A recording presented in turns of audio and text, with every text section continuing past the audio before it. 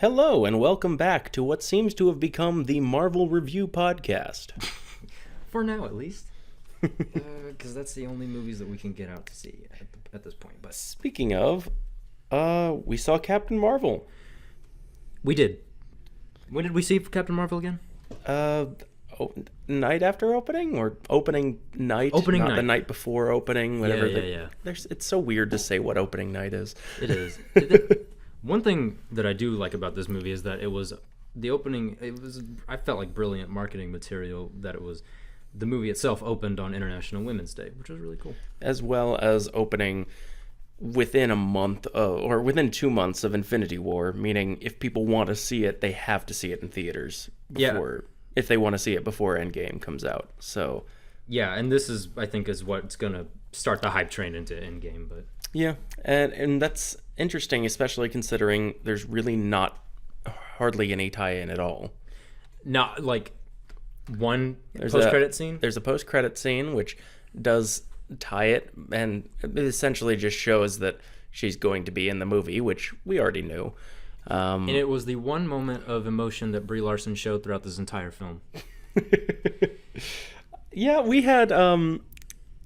This is the first movie that we've seen together that we have vastly different takeaways from the movie. I having had a little bit more time because we saw this three days ago now, something like that. What is time? Yeah, 3 days ago. 3 days ago. So we both had some time to mull it over. I would love to see this movie again because I feel like there's many things that I would see more on a second watch through. But Right. overall, I really liked this movie. I came away from it very pleased. And to be fair, neither of us went into this movie with any expectation at all, really. I mean, based on the trailers, I went in thinking that this movie was going to be hot garbage, but Yeah, I wouldn't say hot garbage that I was expecting. I would say it looked bland, which, right. I mean, compared to typical Marvel movies, it kind of was. It was kind of just it was basically just the Marvel formula, which we're quite familiar with at this point. right. However, there were some aspects of it that we think were executed poorly as opposed to things that are normally done very well, and some things that I felt were very well done that sometimes struggle in the same line of movies, the Marvel movies. Yeah, it's one that we have a few differing opinions on here. One of the problems I have with this movie is that it has no style. See, whereas you can watch movies like Civil War, Infinity War, any film by the Russo brothers, you know that it has that kind of intense, gritty, not gritty, but like, you know what I mean? It has that certain color palette. Whereas with Taika Waititi and Ragnarok, it's got like all these, it's a space adventure, but it has all kinds of colors going on, lots of visual stuff. Very true. And Guardians has that same thing going on, but with a different color palette, and it also has its own unique style within the music choice and the soundtrack. Whereas, I mean, Ragnarok has that too, but it's kind of, you know what I mean. But this movie, you could say that it has a 90s style to it for like 10 minutes.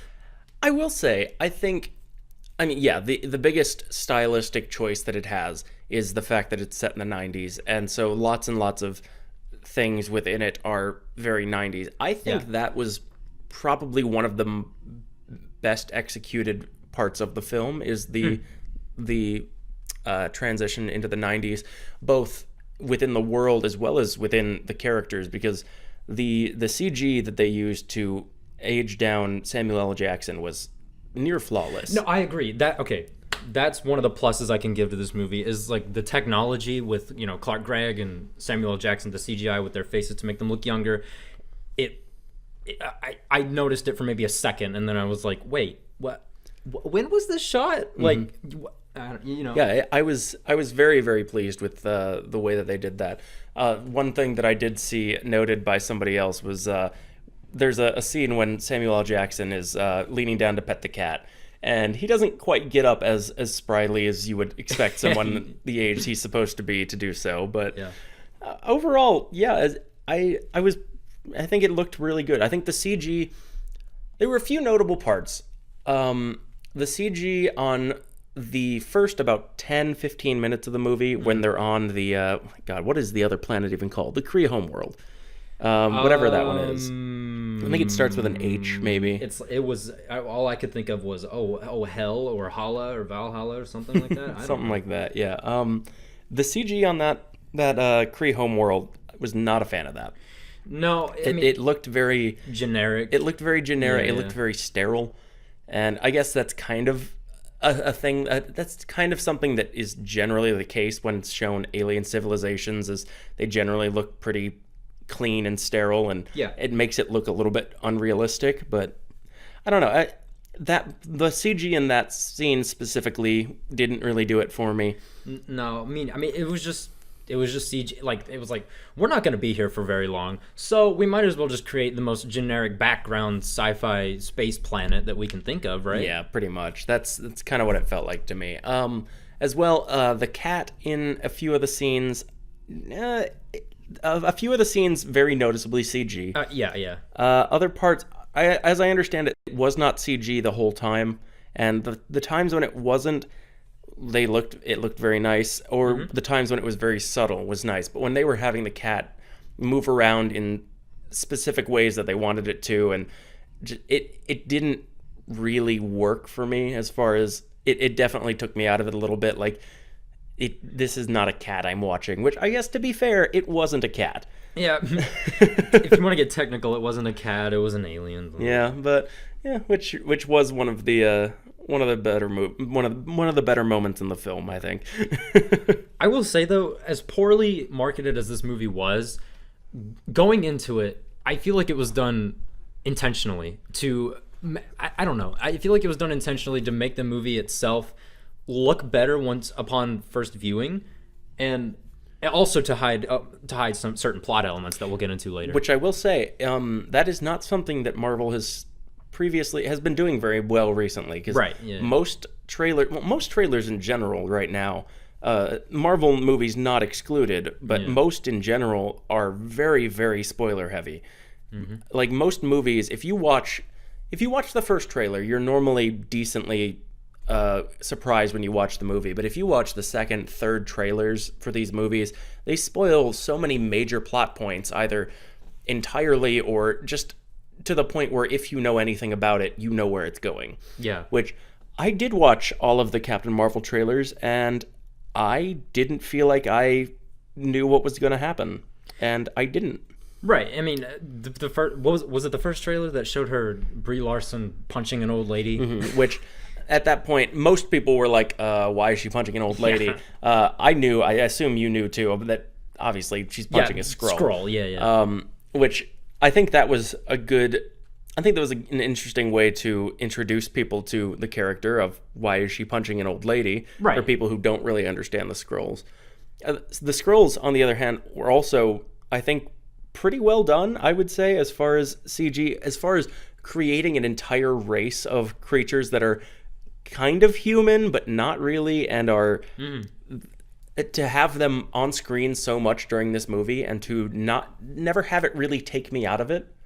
I think that was particularly well done, in that I never was taken aback by how, like, not real they looked. Yeah, I mean, were they CG the whole time? I feel like I think there was definitely some sort of practical effect, but I think aspects of them, I feel like it was definitely a mask, and then aspects of them were probably CG the whole time. Yeah, I mean, there were certain points when I was looking at Ben Mendelsohn, and I was like, you're Ben Mendelsohn in a mask, you know? Yeah. It didn't. Of course, I'm a huge fan of practical effects. Love it more than CG. Will always love it more than CG. Yeah, for sure. They just always end up looking better, and I understand there's always logistical issues with that sort of thing, especially when you get into the fact that some of these things take hours and hours and hours just to get into and out of. Yeah. And then you have to get into it and then go act and then come back and get it all taken off. each day, that's a whole lot of logistical problems, but it does make for a better product, I agree. Yeah. almost always. So now, what do you want to get into now? I mean, your biggest problem with the film is one that I've heard from quite a few people. All right, well, here we go. Yeah, I feel like Captain Marvel in this movie was miscast 100% because me personally, this is me going into the movie not knowing anything about Brie Larson as an actress. I'd seen her in one thing. I saw her in 21 Jump Street, and I thought she was fine in that as the romantic interest for what was his name?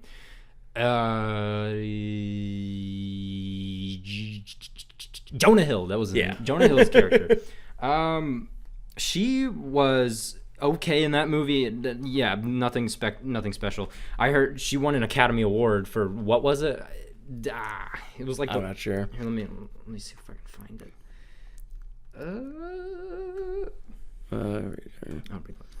But yeah, here's the thing about Captain Marvel is she's one of those characters. She started as Miss Marvel. Well, she started as just Carol Danvers. I don't think she was Miss Marvel when she was first introduced, but she became Miss Marvel and then eventually became Captain Marvel. There was already a Captain Marvel when she was Miss Marvel, who then she took over for. And then even after that, they still have never really known what to do with this character.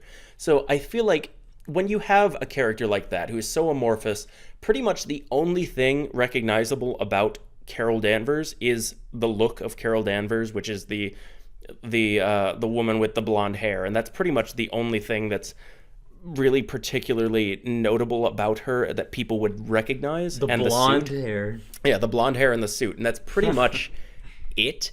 And even the suit, I think, has been a little bit not the most consistent thing. No. But when you have a character like that who is so amorphous in at least most people's minds, so many people barely even know who this character is, and then you have so much freedom in that. You can do so many things with her, and I think, despite having liked this movie, I think they went the route of doing nothing with it, where instead of taking this amorphous thing and shaping it to be something, they took it and said, okay, well, it's kind of ill-defined, so we'll make her kind of ill-defined. And that kind of is how it went. I finally found the movie that she won an Academy Award for, and that was a movie called Room. I have not seen it, and Nor have I. I think I may have seen it while scrolling through Netflix or something, so I don't know. We might check it out one day.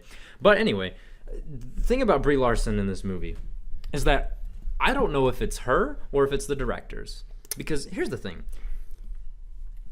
It's like she doesn't make any choice whatsoever throughout this movie other than to give the winky face stare or just like clench up her fists and be like, I'm stoic. This is how stoic people act. One of the things that I thought of while I was watching the movie, it was kind of similar to the original Thor movie, where it's somebody who has not been on Earth, kind of a fish out of water thing. I think it was done better in this movie than in Thor, at least a little bit. I think it was more believable in this one. Okay. It was not nearly as entertaining as was with Thor. Right. See, here's my thing though, is that Thor, at least in that movie, was entertaining. You know, there's the iconic line that none of us will ever forget. Another, psh, you know. But with Brie Larson, what do we have? What does she say? She gives a one-liner about punching people. Does she? That's the problem. Something like that. You know what I mean? Like it was the part where she had the shackles in her over her hands or whatever. And then she's like, you gonna help me get out of these? No? All right, I'll just do it myself. And then she's punching in them. Yeah. I don't know. Yeah. Okay, and on first viewing, I really didn't have a whole lot of problems with the way she was portrayed. But the more that I've thought about it, I'm less and less happy with it. And I think a lot of it is to do with the fact that they could have done pretty much anything. Right. And I feel like the directors were scared to give her any character whatsoever. And how many directors were there? There were two were directors two. and 5 writers, right? Oh, five. I don't know. Story about Yeah, five there were like 5 writers and 2 directors. Yeah.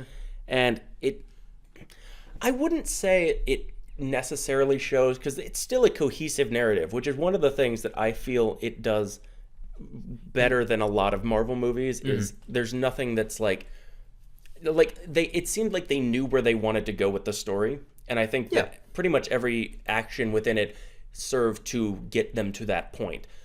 The twist ending in there, well, not really the ending, but kind of the twist before the third act there, I think was well executed. I think it could have been a lot better if we had had a little bit more time with her and Jude Law's character.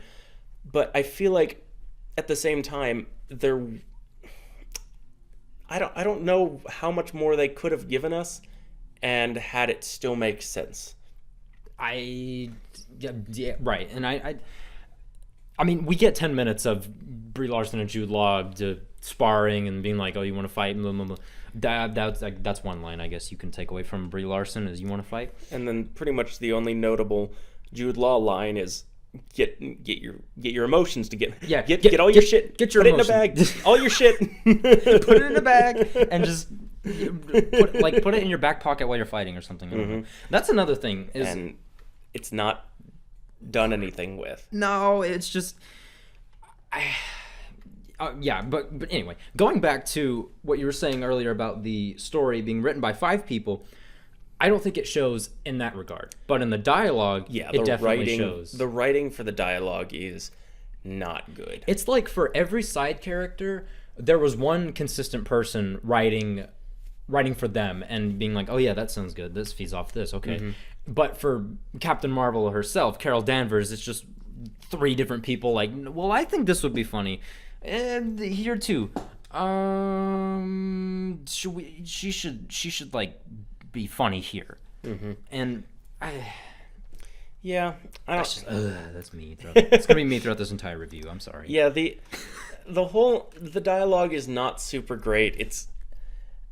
It just feels like another. It kind of feeds into the whole thing that I don't really know any of these characters. Like, I don't know any of the names of the characters in this movie. I don't. I know the names of Carol Danvers, Nick Fury, Phil Coulson, Yep. who we knew lives. before. Coulson lives. Coulson lives. And then Jude Law, I know him as Jude Law because I don't know his character's name. Right. I don't know. I know that the name of her mentor on Earth was a big plot point. I can't think of it at the moment.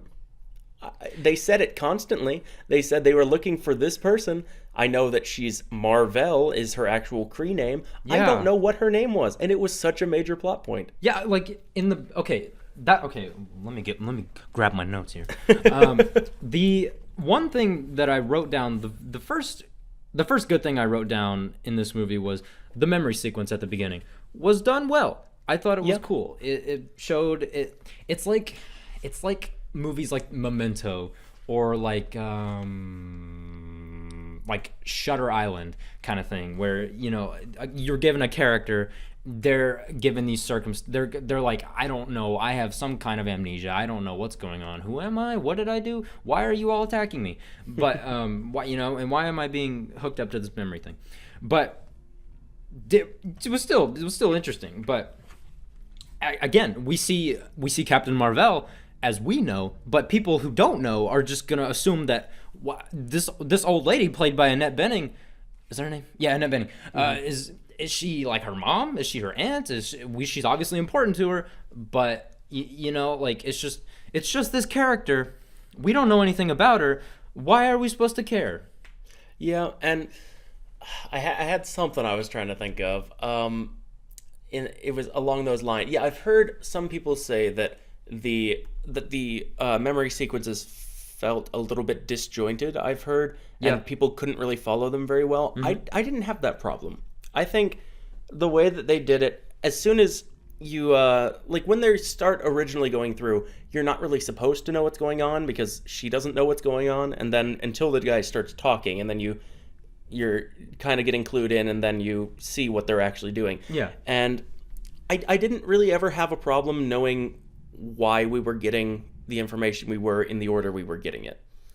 Yeah, I mean, thinking back on it, it is set up like that, and I do appreciate that. But I don't know. You know, it's just something that just irks me for some reason. Much like it does for movies that I watch that have that similar plot structure. But anyway, have you noticed like characters in this movie, or actors in this movie, I should say, that are briefly in the movie, and they're good people. You could do so much with these people, but they're only in the movie for like 2 minutes. Okay. Who exactly do you have in mind? What? I apologize if I butcher his name. Jimon Hyunsu? I think that's Okay. how you pronounce his name. Great actor, you know, good in Blood Diamond, good in he was also good in Gladiator. Yeah. In this movie, he's part of the Kree, like the what were they called? Shit, I don't remember. That's the thing. Oh, right, yeah. The task force that goes to investigate the planet Yeah. when they get separated. Yeah. Yeah. And yeah, he has. He has one funny moment where he's like I laugh on the inside or something like that. I mean, another parallel to the Thor movie. These were basically the Warriors 3. Like they were cool little characters on their own, but we got nothing with them. And Yeah. I feel like there's a whole lot we could have gotten, but instead they become these forgettable villain characters who we don't care because we didn't get anything with them. Yeah. Because they were there in the beginning. They had a couple little lines, and then we see them fighting alongside Carol Danvers and Jude Law's character, whose name I still have no idea what it is. It's something weird. Do you remember what it is?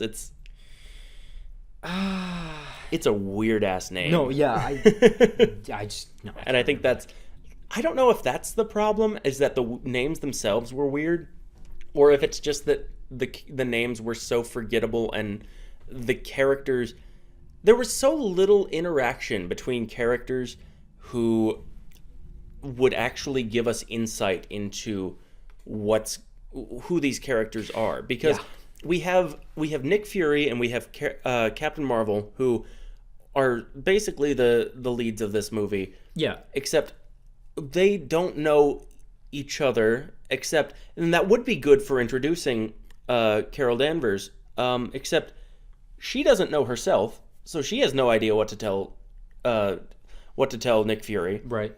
So we just get a lot of Nick Fury, which is always good, but we kind of know what's going on with Nick Fury. So, Except for one thing that we don't know. well, which we find out, which And thinking back on it now, the thing we find out about him, I kind of hate.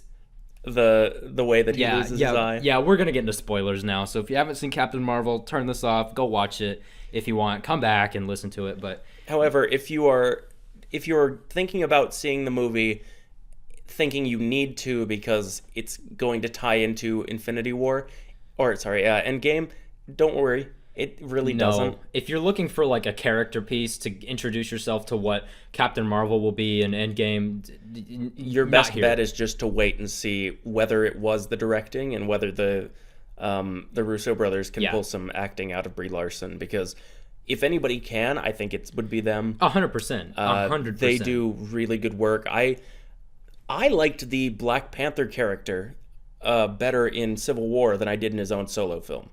I know. Like, I feel like he had so much more complex things going on inside of him, and so many more defining character traits than he ended up with in his own movie, where he was basically just he was just the protagonist. He was just generic protagonist. So overshadowed in his own film. He was. Whereas in Civil War, he made me almost shit myself. Yeah, like if anybody can do it, it's going to be the Russo brothers, Yeah. and I'm optimistic. I am too. I hope that they can pull something out of Brie Larson, but a funny thing that I heard earlier that I did not believe to be true until I looked into it more, and apparently it's just a rumor at this point. but apparently that like the cast of Endgame, Avengers Endgame, was not happy with the way that, or Disney in general, Marvel in general, is not happy with the way that the direction that they took with Captain Marvel and her character, and there was like very brief rumors of Brie Larson being recast, and I was like, that's not going to happen so close to the.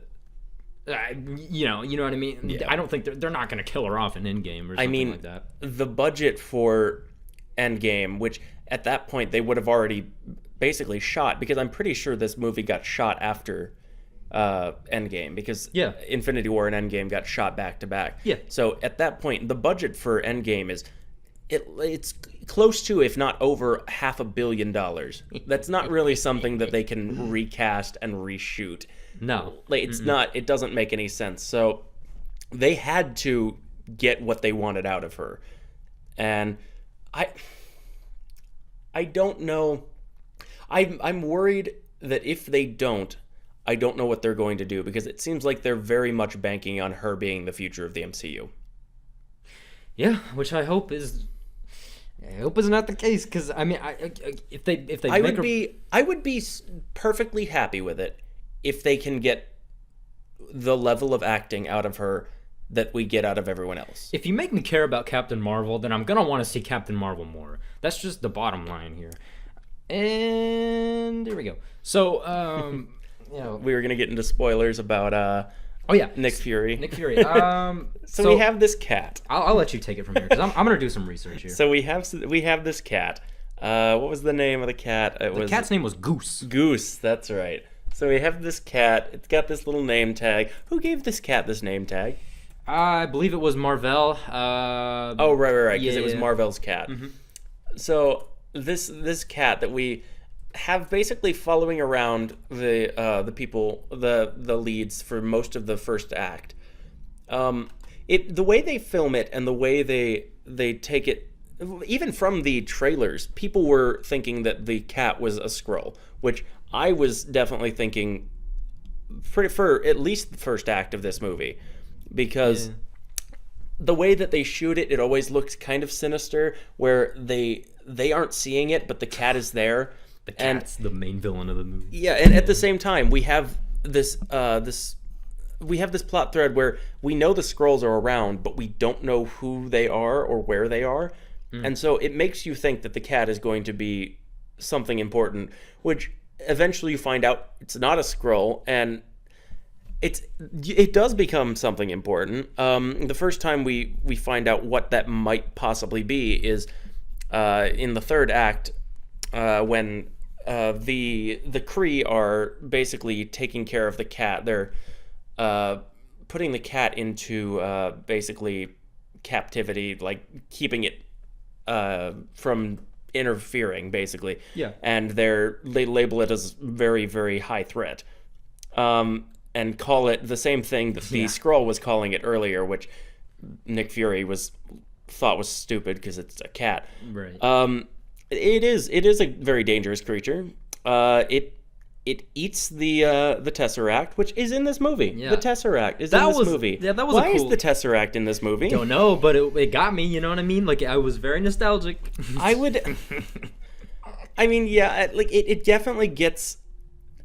It answers a question. The whole point of this being in this movie, I feel like, is it answers a question that I don't think needed to be answered, which is how did S.H.I.E.L.D. get the Tesseract? Because before this, I just assumed that they found it when they found Steve Rogers, which would make perfectly fine sense to me. I would be perfectly fine with that. And it just feels like the Tesseract is it is basically just like most of the Infinity Stones are. It's just a MacGuffin. Yeah. Like, it's just there to drive the plot, which, I guess you could do it like that. I feel like it would have been more interesting in some ways to see them do something else, because I feel like at this point, the Infinity Stones, we've seen what happens with them. We see they all end up in the Gauntlet, and I don't think it matters how S.H.I.E.L.D. got how they got the Tesseract. No, and it just made for it was a waste of a post-credit scene. Like, it was the cat vomiting the Tesseract, and I was like, what? Yeah, that's fair. Although I feel like that's not out of character for Marvel to to make people wait and then give them nothing, which Right, but like they did kind of They make did- the joke on their own in Homecoming. they did that perfectly in Homecoming, though. I was totally down for that one. Yeah. But apparently, I'm just basing this off of older iteration of Nick Fury in the comics. But in World War II, yeah, because I'm not gonna go back and go for it. But in World War II, he lost his eye through shrapnel from a grenade. Yeah, which was basically what I had assumed was the case, was something in the war. Because Yeah. I knew that was basically where he was introduced, was fighting alongside Steve Rogers and Dum Dum Dugan. Dum Dum Dugan. Yeah, in those early comics. So I figured it was something like that. In this one, we get a very different interpretation. Did you expect him to get his face gnarled off or something by a scroll? Or maybe perhaps one of the Kree? No, he gets his eye slashed out by Goose. Yep. Yeah, eye scratched out by a cat. And it also ties in perfectly with a line said by Nick Fury Which in I do love. Winter Soldier. The last time I trusted somebody, I lost an eye. Which is kind of sad, because that implies that in whatever that movie's set, 2013, 2014, that he hasn't trusted anybody since the 90s. Yeah, and the last thing that he trusted was a cat. And it makes it funny looking back at that, but I don't know. It's Yeah, I mean, okay, kind of cheapens it a little bit. it does cheapen it, and I laughed when I made the connection. I was like, okay, that's funny. But the more I thought about it, the more I was like, yeah, they're gonna get some backlash for that one. Yeah, it's one of those things that like it's funny. You see it and you're like, ha, yeah, that's good. And then you start thinking about the deeper implications of it, and it's like, but it could have been so much more than a Yeah. cheap throwaway joke. You're like, oh wait, what's the film leading up to this? Oh, Avengers Endgame? Yeah, like dark, gritty. Yeah. Yeah. Nick Fury lost his eye to a cat. Yep. All right. So, What did you think about the way that the Skrull were handled, character-wise? My favorite plot element in the entire movie. Yeah, I think so too. I think because here's the thing about the Skrull is we go into this movie knowing that the Skrull are in it. They're shown to be it's basically shown through the trailers that they're going to be the main villains of the movie, which would make sense because that's kind of what the Skrull always have been, is this race that comes in, invades a planet, takes people over, and then basically just takes over the planet because they have the ability to do that because they can assume people's personas down to the DNA, which is ridiculous. And they've always been this force that is near unstoppable, and they just want to take over, and that's kind of their MO. And then in this movie, you have the same powers, and they could absolutely do this sort of thing, and then instead they are they're not the villains of the movie. Yeah. They are indeed. They're refugees. And I love that plot element so much. I think it worked. It definitely worked within the movie's favor. Yeah. Because you have all of these characters, and it could have very well just been another like, oh, gotta fight all the evil dudes at the end to stop the world from ending. Right, and then it just would have made this movie even more generic. Yeah, and I think that one plot element is, if there was one thing that set this movie apart from other MCU movies, I think it's that. I think it's the execution of that. And I like the implications that has going forward, that is something that they can do, where they can now take a character or a race like the Skrulls and absolutely change them in every way. And I think one of the things that first clued me in as being strange was when Jude Law's character, being part of the Kree, who we are led to believe are the heroes of this film, is talking to Ronan the Accuser on his transmitter. And I'm like, oh, yeah, that's funny. Yeah, Ronan. I was like, wait, he's not a good guy. He's working with Thanos and Guardians. What is this? He's an asshole. He's like fucking shit up. And then they're like, and I'm like, wait, but why is he talking to? Oh right, he was a Kree. Wait, then why are we wanting the Kree to win? What happens if the Kree win this and then that gives rise to Ronan? That's not a good thing. And it all just works well together. Having already established Ronan, who they still do nothing with, which is meh. It's fine. Like Ronan wasn't the point of Guardians. He's not the point of this movie. But granted, why is he in the movie? Why is he in this MCU? Ronan's, you know what I mean? Ronan's kind of just like a weird foil to Drax, where instead of being entertaining and funny, he's just Drax who instead just what's the word I'm like? Just grimaces all the time. That's basically him. He's just Drax who grimaces. Yeah. But Thanos is bitch boy. Yeah, and then going into this movie, everyone expected some kind of reveal. Everyone kind of expected, I think, at least some of the Skrull to kind of stick around on Earth. Yeah. Because everyone was speculating about which of the people that we've known this whole time might be a Skrull. Might have been a Skrull this whole time. And that was something that so many people were so invested in and so interested in. Just the week before it went on, the movie came out. Screen Junkies did a movie fight about it.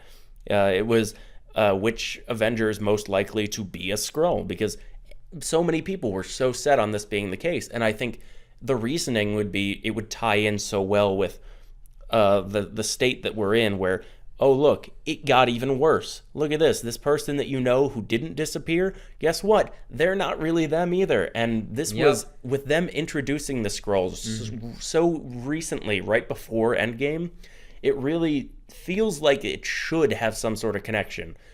But then they subvert that, and I don't think that's a bad thing.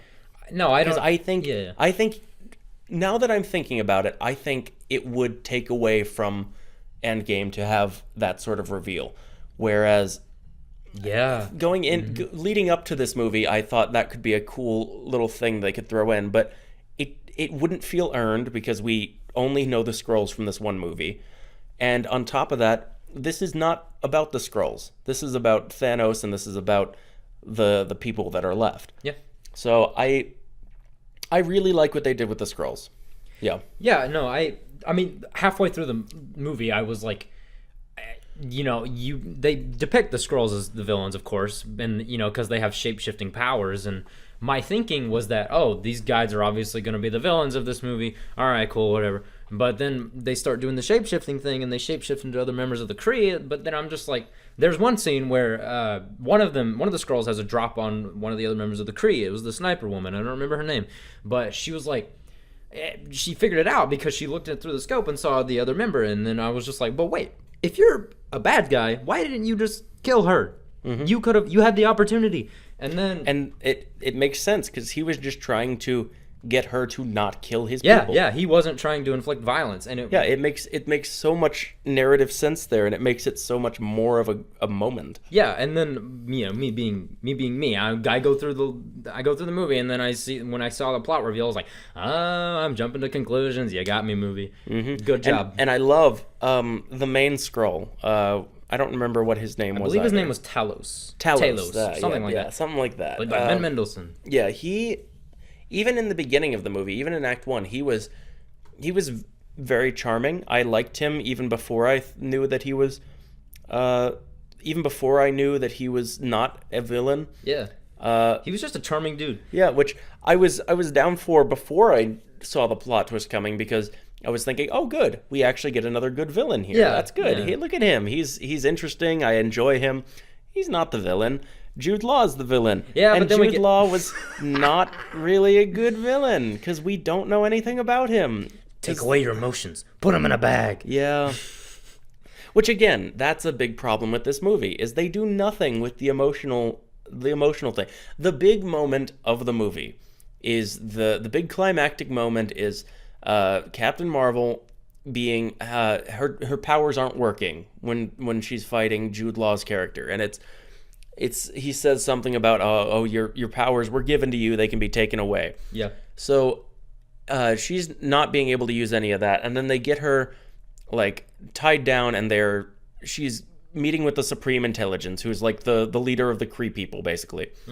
And basically, there's this big moment where she gets like knocked down, and you go back through all the memories of her standing up, and it's supposed to be this big empowering moment, and it just doesn't work. It falls so flat because the funny thing is, like, before I watched this movie, I think it was like a meme compilation, or it might have been a video or something, but it was just like a compilation of Brie Larson standing up based on the trailer. And it was like, what is her power? Is she good at standing up? Yeah, I don't know. Like, I guess, yeah, it's one of those things where it could have been a nice, empowering moment, but because we didn't really get enough with Carol Danvers actually knowing who she was and seeing her develop, we don't get any of that, and so it just kind of feels cheap, especially because the whole point of that was control your emotions, and then I feel like that's supposed to be the moment when she does so. Right. Except she's had no problem with it the Exactly. entire time. She's like, I mean, yeah, when he said that, I was like, I just expect you to do so because you haven't shown any emotion throughout this entire film. Like, Yeah. there's no conflict It's there. not even that she didn't show like regular human emotions, which she kind of did in quite a few scenes, but there were no outbursts, which there needed to be, because the most of it, I think what they were trying to do, and I did not read well, was her powers were supposed to be, I think, a visualization of her emotional state, which did not play well at all. Oh, wow. Because the only time that I didn't even think of that. every time that she's supposed to be getting pissed off and getting belligerent and giving into her emotions, that's when she starts using her powers. Yeah. Like in the fight in the beginning when she's fighting Jude Law's character, and they're fighting hand to hand, and he's like, don't use your powers, you're gonna lose, and you need to beat me without them. And then she gets pissed off and she starts using them, and that's when he's like, oh, see, you need to control your emotions. What? That's not, you don't get to do that. You don't get to say that is that is emotion, because it's not. That is not and I think if done well, it could have, if done in association with a significant change in actual emotional capacity, I think that could have been very effective. But they did the one without the other, and it doesn't work. Yeah, no, I mean, Jude Law's character in this film is just weird because Yeah. he's not consistent. I mean, what was his motivation to eliminate the Skrulls? Why? Yeah. Why did it? Oh, there's another thing. All right, now I kind of want to get into how Captain Marvel obtains her powers. So yeah, so she goes on the thing, she's under Annette Bening's wing, and then she's like, here we go. We're gonna take a test flight or whatever, and then aliens that start attacking. I don't know why. The movie doesn't tell us. It's just like, we're being attacked right now. Did it ever say whether the aliens that were attacking them were Kree or Skrull? No, it didn't. Oh wait, no, it was Kree because Jude Law's character came out. But Right. and that's the thing is like in earlier segments of the movie, it has Ben Mendelsohn's character in her memory, which is also a weird thing. It's really weird. I don't know, but I guess it's maybe memory alteration kind of thing. Maybe. I don't know, but. On behalf of Jude Law's character, but then we get to that, and then we have Jude Law. He shot him down. Then Annette Bening dies, and she's got green blood because she's actually a Kree. And she's like, why? Brie Larson's like, why is your blood green? And she's like, well, I'm an alien. And then it goes into what happens? And then it goes into A standoff with her and Jude Law. yeah, and then she's got the alien gun, and she's like, I'm gonna shoot you, and he's like, don't. But then she realizes that what he needs is the core, and then she decides to shoot the core, and then the core's power goes into her. How? I didn't. It doesn't really bother me that I don't know how that works, because I don't think it matters too much how. Yeah. Just for me, it's just. I mean, I think within the sort of world that they've set up over the past 20 films. I think it kind of makes sense. I think the way that there's that much energy and that it needs some sort of host. Like that seems to be kind of a theme that they sort of go with, where if there's so much of something contained in one thing and then it's forced out, it doesn't generally just disperse. Yeah. And I think, and based on it being, which stone is the Tesseract? It's the Space Stone, isn't it? I think so. Uh-huh. Yeah. I'm honestly. I'm trying to think of whether there would be any sort of connection. Yeah, it is the Space Stone, because it's the one that he gets from Loki in Infinity War, and then he can teleport. Yeah. That's right. Yeah. But I'm trying to think of if there's any reason, based on what stone it was, that it would go into her. I think if they were to make it, I mean, if we could go back and not have Thanos get all the gems and have the Soul Stone be the power that fuels that, and have that go into Captain Marvel, that would make sense. I think if it was the power from the Soul Stone, it would want a host of some kind. I could see that, and I think that would make the whole Captain Marvel thing a little bit more compelling if she was connected in that way. Yep. But either way, but Tesseract, because that's what was in the first Avengers movie. yeah. All right, then here we go. We're going into the Stan Lee cameo. Oh yeah. Which one? Oh no, we should talk about the opening logo. The first. opening. It was very good. Was not expecting that. It hit No. very hard. I was expecting a Stan Lee tribute at the end. We got one in the beginning, and I think, we got the cutest cameo I think we've ever seen from him. yeah, He's just reciting his lines from, what was it? It was Mallrats, wasn't it? yeah, Yeah, and he's just like, he's going on his Excelsior speech, and then Captain Marvel's looking for the scrolls in the train or whatever, and then she pulls down the script and it shows Stan Lee, and he's just like, he just smiles at he it. just smiles, and then she smiles back, and it was great. That was the one bit of emotion there throughout, and it was like, Yeah. I guess. And then we had the intro, the Marvel logo, which instead of scenes from the MCU of all the different characters, it was all of Stan Lee's cameos. Yeah. Which I think at least one or two of those need to stay. I think that needs to become a permanent part of the logo, Yeah, at least yeah. one of them. I think so. Because they can't, obviously, it wouldn't make sense for should them be- to always yeah. have it all be Stan Lee. But It should probably be like the last one or something. I could see that. Either the first or the last one, I think, should always be Stan Lee at this point. Yep. Because he's been in more movies than any of the other ones. He's been in every single one. But yeah, it was. I liked the way that they handled it. Obviously, this is not his last cameo. This is just the first one that came out before, or the first one that came out after his death. But we're gonna see him again in Infinity War, and I think in Spider-Man Far From Home. I do believe Far From Home. He does have a cameo in that one, I think. Yeah, I think those will be. He might have one in Dark Phoenix Oh, really? because that's coming out soon. I have no desire to see Dark Phoenix. See, I'm under a different demographic. I just hope it's good. That's all I can say. I hope Dark Phoenix is good. Apocalypse was okay. Yeah. And I'm also desperately waiting for, God, what is it? New Mutants. Yeah, because it's like a horror spin on the X-Men, which I'm totally down for. Yeah. Let's see, what else do we want to talk about here? I just want to briefly mention some of the 90s stuff that they brought in. Like, there was a poster of PJ Harvey, and I was like, okay, you got me. 5 points to you, movie. You're good. The cinematography was interesting. Yeah. I didn't.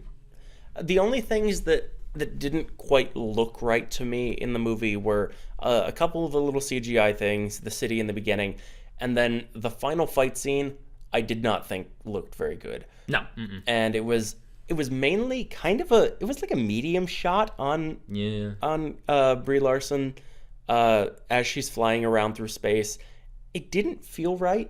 It felt like it needed to either be close up or much further away. Yeah. It just felt like it was an awkward distance from her, and it was moving around too much, but at the same time we weren't getting anything because of it. It just didn't feel. It just felt messy.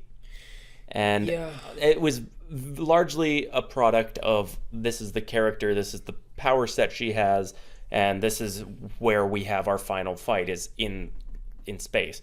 So Yeah, that whole I mean, fight, the whole thing was like a blur to me. I was like, I'm seeing stuff happen. yeah, like that's basically all it was. It's like, yeah, well, here she is flying around in space. Yep. I don't know what she's doing because we still don't know what her powers are, but Yeah, she has the mohawk thing where she has the yeah, it was that part was cool or whatever, but then all the rest of it is just yeah, I'm flying and I'm blowing shit up and oh, there's Ronan.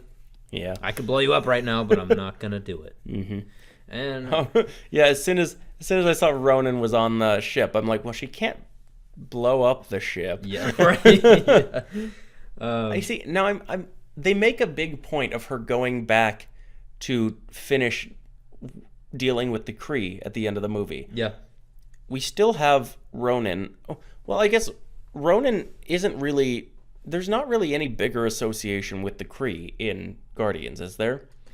Not as far as I know. Yeah, the only Kree I think that we see in Guardians is Ronan, and possibly one or two people that were with him. But I don't know what exactly we are to believe is happening with that. I don't know if we ever will find out officially, and I don't know Yeah. I don't know if we need to, but at the same time, it feels like they were pushing it so hard that it kind of would make sense to tell us, but at the same time, they can't have her in Endgame and then decide the sequel to Captain Marvel is going to be again back in the 90s, but with her going and doing that all before it just wouldn't make sense. Yeah, It seems like they kind of wrote themselves into a corner where we can't ever really see that. They'll probably try to ham-fist it in a sequel or briefly mention it in a sequel. I don't know. Yeah, I don't know. One That's another thing is I don't know what they could possibly do with more Captain Marvel, because they've taken care of her story.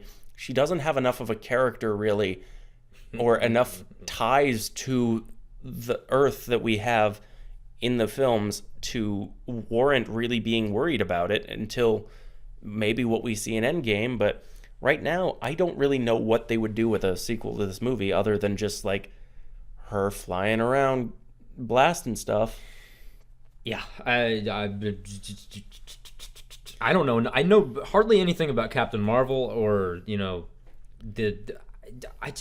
don't know. Like I'm not interested in seeing more, unless the Russos can make her likable in Endgame. I just don't care. Yeah, That's just where I'm at. But really briefly, I want to mention. What was her name? It was Carol Danvers' friend. I don't. I remember the character's name. Her name was Monica. I don't know. Lashana Lynch. She was very good in this movie, I think. I think compared to what she was acting across from, Yeah. I think it made her look much better. At the same time, though, I don't know anything about this character. I don't really care about this character. Right, like you're not really supposed to care about her. I mean, and that's the thing. Let me go back briefly to another thing. Is that this movie feels like it's written by different people, in the sense that you have this one writer who wants to focus on her relationship with her friend.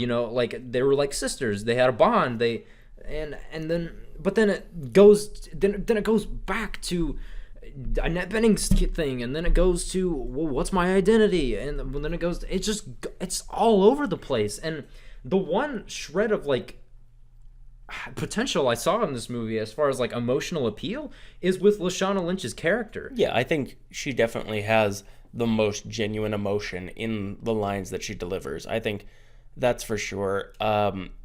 Except I don't know. It didn't. The problem I see is it's sort of, while I think this is narratively a very well told tight story, I think character wise it fails. Yeah, I mean, as far as like I think any of these characters could be anybody.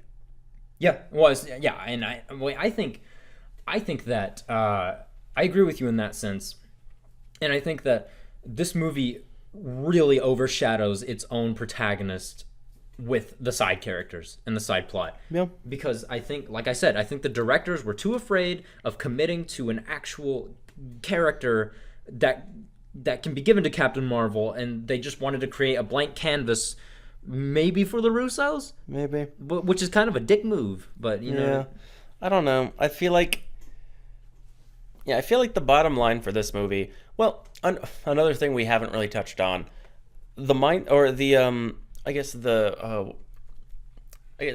mentality of the general public going into this movie was basically that this is either going to be like a feminist icon movie like Wonder Woman was, Yeah. or this is going to be some sort of Mary Sue bullshit like it was with Star Wars. yeah. And it was neither.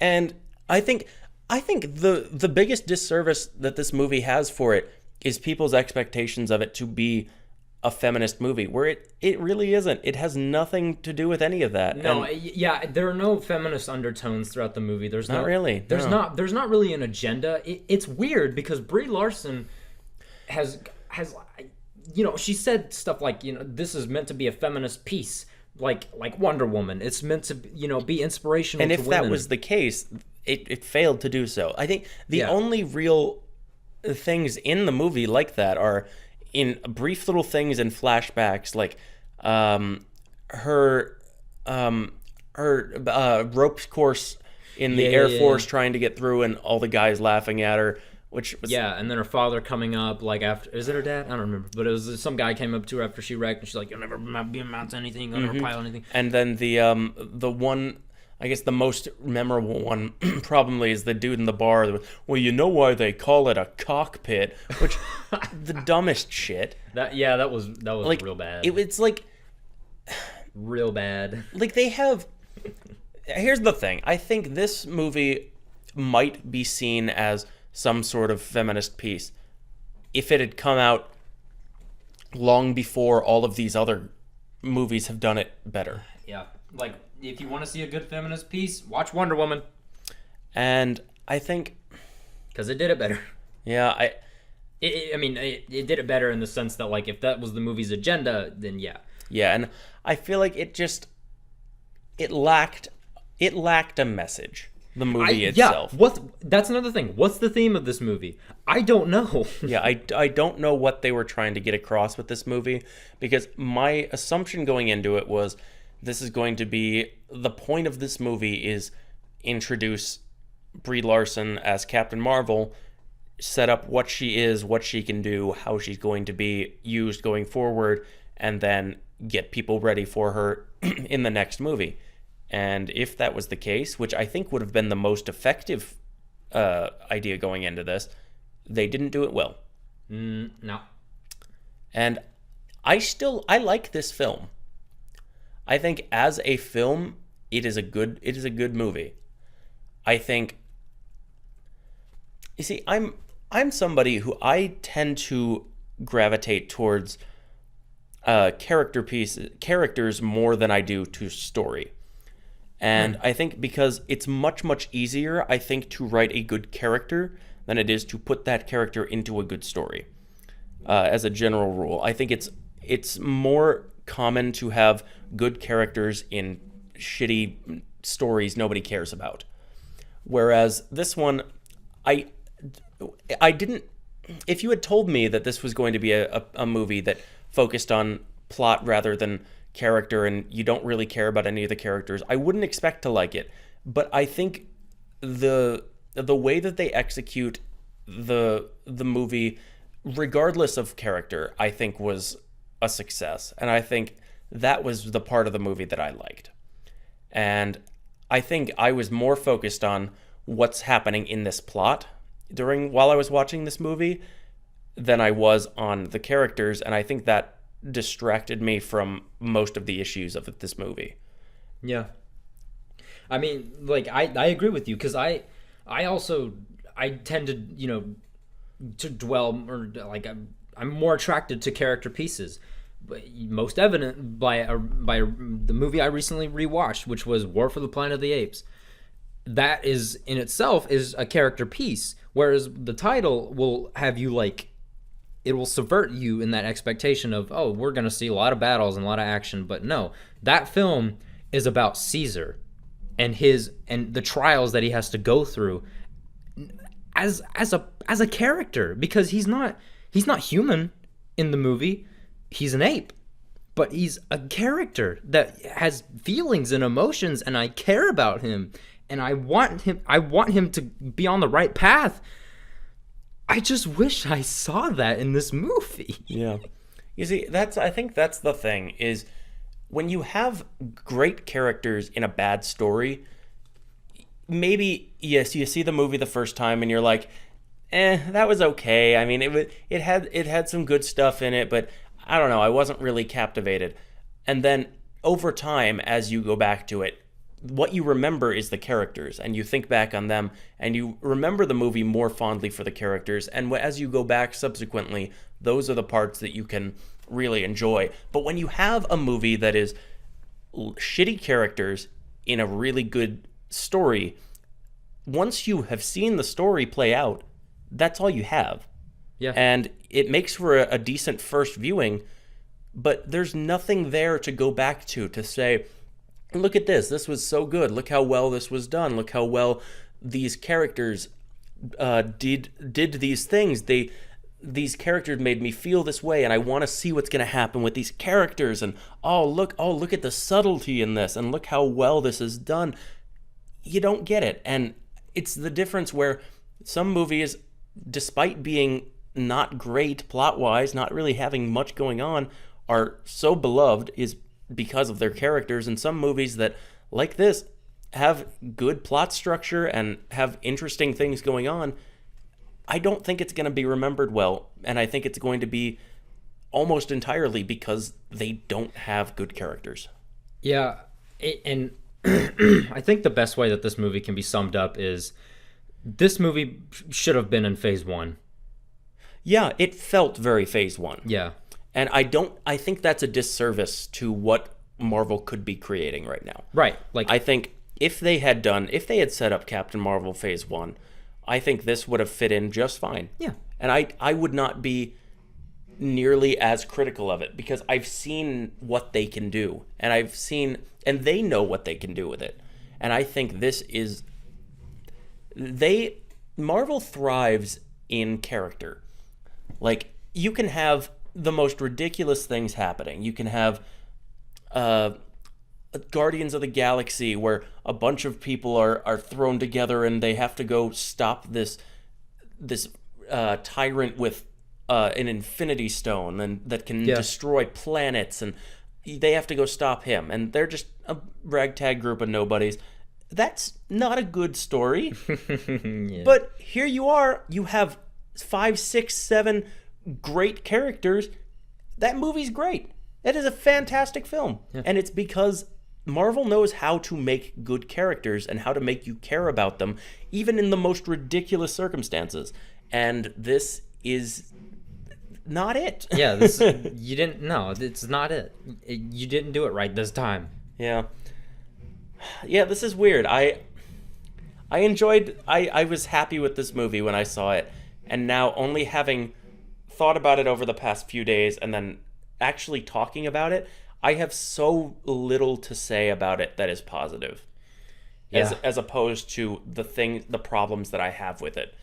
Whereas immediately after watching it, having only really focused on, I don't know what's happening, this is happening here, this is what's going to happen next, that sort of aspect of it, I enjoyed it, but it's just not up to par. Yeah, no. And I think that is pretty much the conclusion that I've come to with this movie. That's the gist of it. That's my gist of it too. Is like I personally don't recommend it. Hopefully we see better in Endgame, you know? Yeah, I think if you are somebody who is interested in who really likes a good plot, I think this is one of your better options for that in the MCU. Yeah. I think it has one of the tightest. It knows what it wants to do plot-wise. And if you want a good, well-thought-out plot and you don't really care much about characters, this is something that might appeal to you. If you're somebody who, like I've heard said about the movie, if you're somebody who does not think that a bad superhero movie can exist and you just like superheroes and you want to go see a superhero movie, you're going to like it. Yeah. Yeah. And that's one thing I'll say about this movie that I am glad is happening with it is I noticed that while we were sitting in the lobby talking about it, our thoughts after the movie, we were approached because we were standing by the poster, the like poster, the cutout. the cutout thing, yeah. And then we had people come over, like, hey, can you take a picture of me in front of this? And I was like, okay, cool, yeah. And then it serves, I think, it serves as a really cool way of, females who do go and see this movie that do feel empowered, I'm happy about. Yeah. I think there are certainly better films to experience that with, but Yeah. if that's what you want to go into this movie and take away from it, I think you certainly can. Sure. But I don't know. It could be better. I think that's the biggest problem with it. Is it could be better. Yeah. And I think I don't really think this is one that can be improved. I don't think this movie can be improved if the character improves later on, because if the character improves, which hopefully she will in the upcoming movies, if the character is improved, this movie is still not going to be enjoyable based on that, because with a lot of movies, it's there's some weird things with a character that you're not quite getting, and it doesn't seem to make sense until you get more background for it, and then you understand, and you can go back and watch it and kind of see what they were doing with it. Yeah. But that's only happens when you make choices, and this movie kind of just didn't. This movie played it safe. Mm-hmm. That's all it did.